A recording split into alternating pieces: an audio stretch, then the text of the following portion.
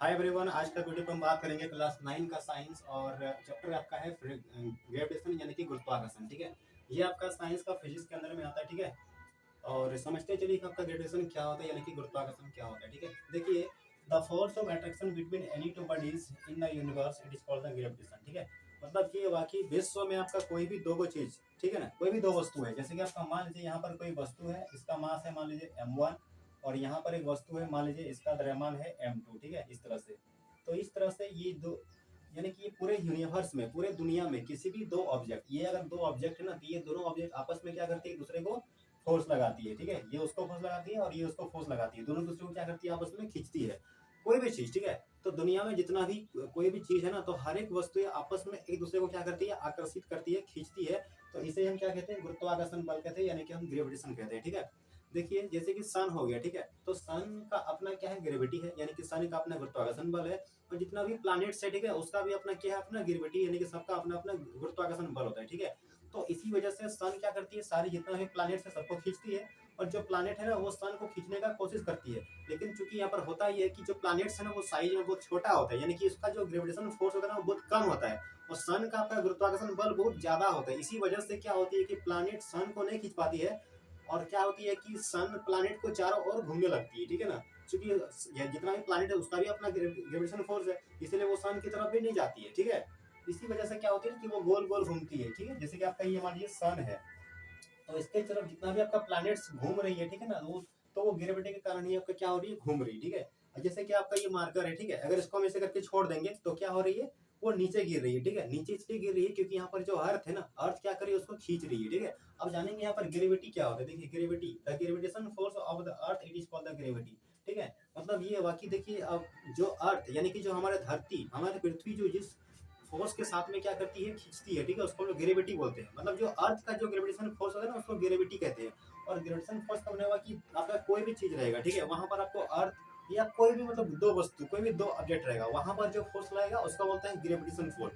और अगर अर्थ किसी को खींच रहा है तो उसको हम लोग बोलेंगे ग्रेविटी। चलिए, ये तो समझ में आ गया। ठीक है, अब आप बोलेंगे कि सर जैसे कि हम लोग तो आपस में जब घूमते हैं तो हम लोग ह्यूमंस कहाँ एक दूसरे को खींचते हैं। ठीक है, तो देखिए यहाँ पर ऐसा इसलिए होता है क्योंकि देखिए ह्यूमंस, ठीक है, ह्यूमंस की जो साइज है ना वो बहुत ही छोटा है एज कम्पेयर टू जो अर्थ है, यानी कि जो प्लानिट है, ठीक है, और जितना भी आपका सिलिशियल ऑब्जेक्ट है, तो उसके कंपैरिजन में हम लोग साइज में बहुत छोटे हैं। ठीक है ना, तो हम लोग छोटे हैं तो फिर हम लोग का फोर्स कहाँ से लगेगा। ठीक है ना, एग्जाम्पल के लिए समझा रहे हैं आपको हम, जैसे कि मान लीजिए,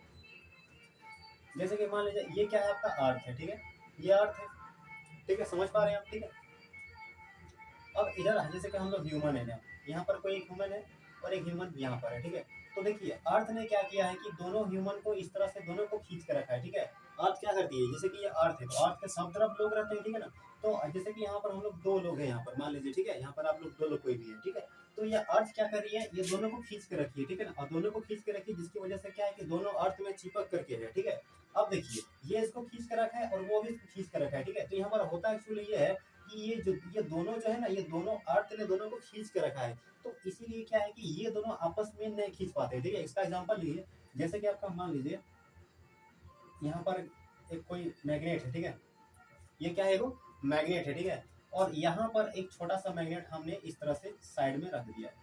तो जैसे कि अगर ये जो बड़ा मैग्नेट है ना, तो ये बड़ा मैग्नेट क्या करेगा कि इसको खींच लेगा। ठीक है, क्योंकि ये छोटा वाला भी क्या है, मैग्नेट है। ठीक है, और ये जो छोटा सा पीस है ना वो भी क्या है, मैग्नेट है। तो ये जो बड़ा मैग्नेट है ना, ये दोनों मैग्नेट को क्या करेगा, आपस में खींच लेगा। ठीक है, तो ये दोनों को खींच कर रखा है। ठीक है, अब देखिए अगर ये दोनों मैग्नेट को हम क्या करेंगे, अगर कहीं साइड में करेंगे, ऐसा करके दोनों को हटाएंगे, ठीक है, तो क्या होगा, दोनों सट जाएगा। ठीक है, क्या है कि दोनों क्या है, आपका दोनों आपका मैग्नेट है, ये दोनों छोटा है तो क्या है, दोनों आपका मैग्नेट है। ठीक है, तो अगर ये नहीं रहेगा, ठीक है, तो कहीं दूसरी जगह पर करेंगे ना, तो दोनों को जब हम सटाएंगे तो दोनों क्या होगा, सट जाएगा, यानी कि अट्रैक्ट हो जाएगा। ठीक है, क्योंकि वहां पर उसका सॉरी वहां पर आपका जो मैग्नेटिक फोर्स है ना वो आपका लगेगा। ठीक है, लेकिन देखिए अगर हम इस दोनों को हम बड़ा सा एगो मैग्नेट में हम क्या करेंगे, दोनों को हम सटा देंगे। ठीक है, तो दोनों क्या होगा कि वहां पर दोनों खिंचा गया, मतलब दोनों को अट्रैक्ट करके रखा है ये बड़ा वाला मैग्नेट, तब ये दोनों आपस में क्या होगा, फोर्स नहीं लगाएगा। ठीक है ना, क्योंकि दोनों को खींच के रखा है ये, तो वो लोग आपस में क्या क्या फोर्स लगाएगा। ठीक है, ये तो दोनों अपना खींचा हुआ इधर।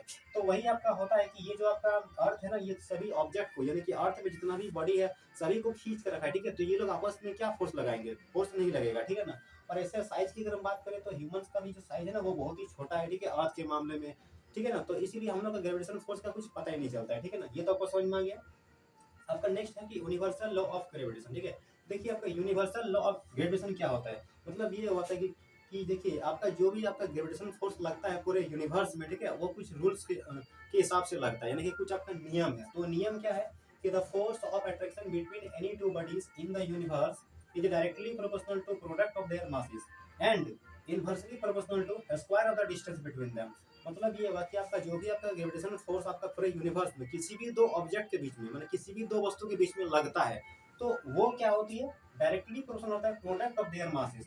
मतलब जो वस्तु का मास है, जैसे कि आपका ये वस्तु m1 है और ये वस्तु आपका क्या है m2 है, तो ये जो m1 और m2 ये जो दोनों वस्तु का आपका क्या है, मान लीजिए m माने मास माने इसका द्रव्यमान, जैसे कि 1 किलो 2 किलो, ठीक है, उसको हम लोग द्रव्यमान बोलते हैं। तो इसका जो भी द्रव्यमान है ना, उसके गुणनफल के समानुपाती होती है दोनों का प्रोडक्ट, यानी कि F is directly proportional to m1 into m2, ठीक है, जहां पर m1 m2 क्या है, दोनों वस्तु का आपका मास है, ठीक है। तो दोनों का मास का जो गुणनफल होगा, यानी कि अगर मास को द्रव्यमान को गुना कर देंगे, ठीक है, तो उसके समानुपाती होती है गुरुत्वाकर्षण बल, ठीक है। एग्जांपल के लिए अगर ये जैसे कि मान लीजिए ये पहला वस्तु 2 किलो है और ये 3 किलो है, तो गुना करके कितना आएगा, 6 किलो आएगा, ठीक है। अगर इसको हम बढ़ाते हैं, अगर ये 4 करते हैं, इसको 5 करते हैं, 4 5 20 किलो हो जाएगा, ठीक है ना। तो इस तरह से क्या है कि अगर आपका द्रव्यमान बढ़ेगा तो गुरुत्वाकर्षण बल क्या होती है, और बढ़ती है। अब हम बात करते हैं कि जो आपका अर्थ होती है और जो आपका अभी दूसरा प्लैनेट्स हो गया या सन हो गया, ठीक है, तो ये सब का जो द्रव्यमान होता है ना बहुत ज्यादा होता है, ठीक है। अब बहुत ज्यादा द्रव्यमान होने की वजह से जो उसका गुरुत्वाकर्षण बल होता है ना बहुत ही ज्यादा होता है, माने द्रव्यमान बढ़ने से गुरुत्वाकर्षण बल बढ़ता है। इसीलिए बाकी सब जितना भी प्लैनेट्स है, मून है, स्टार है, उसका उसका जो ग्रेविटेशन फोर्स होता है ना वो पता चलता है, ठीक है, लेकिन हम लोग का पता नहीं चलता क्योंकि हम लोग का बहुत कम मास होता है, ठीक है। नेक्स्ट है आपका क्या, in inversely proportional to square of the distance. अब inversely proportional to square of the distance क्या होता है, ठीक है, मतलब ये हुआ कि जो फोर्स होती है, जो आपका ग्रेविटेशन फोर्स होती है, वो दो ऑब्जेक्ट है, जैसे कि दोनों का बीच का डिस्टेंस मान लीजिए r है, ठीक है, तो ऑब्जेक्ट का जो डिस्टेंस है उसका स्क्वायर का उल्टा होता है, स्क्वायर का इनवर्सली प्रोपोर्शनल माने व्युत्क्रमानुपाती, ठीक है। स्क्वायर का उल्टा कहने का मतलब ये है कि जैसे कि मान लीजिए अगर आपका कितना है ये r, यानी कि r यानी कि दोनों का क्या मान के रखे हैं, दोनों का डिस्टेंस मान के रखे हैं। तो r अगर 2 है, ठीक है, तो ये 1/2 का स्क्वायर इस तरह से होगा, ठीक है, तो ये 1 बाई क्या होगा 4 हो जाएगा। तो 1/4 का जो वैल्यू निकालेंगे तो बहुत क्या आएगा, कम आएगा, ठीक है ना, समझ में आ रहा कि नहीं। इसको डबल करने से क्या हो गया, ये बहुत कम हो गया, ठीक है ना, क्योंकि ये 1/, है 1/, मतलब नीचे में है। अगर किसी भी बटा के नीचे में अगर वैल्यू हम बढ़ाते हैं तो फाइनली जो उसका वैल्यू आता है ना वो क्या होती है, कम होते जाता है, ठीक है, घटते जाता है। एग्जांपल समझिए कि मान लीजिए कोई 1 रुपया है, उसको हम 2 लोगों में बांट रहे हैं, ठीक है, तो जितना भी करके होगा 50 पैसे करके होगा मान लीजिए। अब उस 1 रुपया को अगर हम 4 लोगों में बांटेंगे तो क्या होगा, और कम आएगा, ठीक है, समझ नहीं। चलिए अब अगर हम क्या करते हैं, मान लीजिए r को हम और बढ़ा देते हैं, चलिए 3 गुना कर देते हैं। तो r को अगर 3 गुना करेंगे तो 3 का स्क्वायर ये पता है कितना हो जाएगा, ये 3 का स्क्वायर हो जाएगा आपका 1/9 हो जाएगा, ठीक है, मतलब ये और क्या होगा, कम हो जाएगा। माने ये होगा कि दूरी को बढ़ाने से, यानी कि ऑब्जेक्ट का, यानी कि वस्तु का हम दूरी जितना बढ़ाएंगे उतना गुरुत्वाकर्षण बल कम लगेगा, और जितना वस्तु को सामने में रखेंगे उतना ही गुरुत्वाकर्षण बल क्या होगा, कम लगेगा, ठीक है, सॉरी, जितना कम करेंगे उतना ज्यादा लगेगा, ठीक है, यहाँ पर उल्टा नहीं चलता है, यानी कि दूरी कम होने से गुरुत्वाकर्षण बल ज्यादा होगा और दूरी को बढ़ाने से गुरुत्वाकर्षण बल कम होगा। इसको एग्जांपल समझिए, जैसे कि कोई आपका मैग्नेट ही हो गया, ठीक है, तो जैसे कि आपका ये मान लीजिए आपका मैग्नेट है और ये कोई दूसरा एक मैग्नेटिक सब्सटेंस है या कोई मैग्नेट ही है, ठीक है, तो इसको अगर ये खींचेगा ना तो इसका डिस्टेंस को बढ़ाएंगे, जैसे कि हम बहुत दूर में कर दिए, तो जब हम बहुत दूर में कर दिए तो इसको खींचवे नहीं करेगा, ठीक है, लेकिन इसको हम सामने करेंगे तो क्या होगा, तुरंत खींच लेगा। वही चीज आपका होता है ग्रेविटेशन फोर्स में भी, जितना डिस्टेंस कम होगा उतना आपका फोर्स ज्यादा लगेगा और जितना डिस्टेंस ज्यादा होगा उतना ही फोर्स क्या होगा, बहुत कम लगेगा, ठीक है, यही आपका यूनिवर्सल लॉ ऑफ ग्रेविटेशन, ठीक है। तो ये पहला लॉ हो गया कि F is directly proportional to m1 m2 और F is inversely proportional to उसका मतलब F प्रोपोर्शनल 1/r उसका, ठीक है। अगर हम दोनों समीकरण को आपस में क्या करें, कंबाइन कर दें, मिला देंगे, ठीक है, तो हो जाएगा from equation 1 and 2 F is directly proportional to m1 m2 by r square, ठीक है। F क्या हो गया, proportional m1 m2 by r square, ठीक है, दोनों को अगर मिला देंगे।